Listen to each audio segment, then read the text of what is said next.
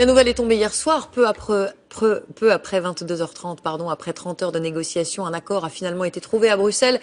Accord unanime et garanties assurées à David Cameron, qui éloigne du moins pour le moment la perspective d'une sortie de la Grande-Bretagne de l'Union européenne. Explication Valérie Lerouge, Sylvain Winans. Le pas est assuré et la mine réjouie. David Cameron n'est pas peu fier en arrivant dans la salle de presse bondée après 30 heures de négociations. La Grande-Bretagne restera bien en dehors d'une Europe toujours plus compacte.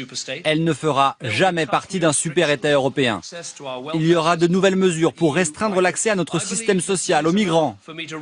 Je crois que c'est suffisant pour proposer qu'on reste dans l'Union avec le meilleur des deux mondes.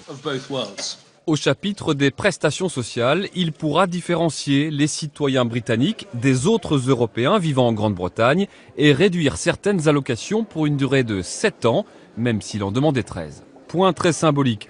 Sur le thème de la souveraineté, le Royaume-Uni n'est plus tenu de prendre part à une intégration politique plus poussée dans l'Union, alors que c'était écrit noir sur blanc dans les traités. Conclusion de David Cameron. Je n'aime pas Bruxelles, j'aime la Grande-Bretagne. Et mon travail de Premier ministre est de faire tout mon possible pour protéger ses intérêts. Dans les salles de presse voisines, l'ambiance paraît moins à la fête, même si François Hollande assure que l'accord est très équilibré. Il n'y a pas eu de dérogation aux règles du marché unique. Il n'y a pas de révision prévue des traités. Et il n'y a pas de droit de veto du Royaume-Uni sur la zone euro, ce qui était pour la France un point très important.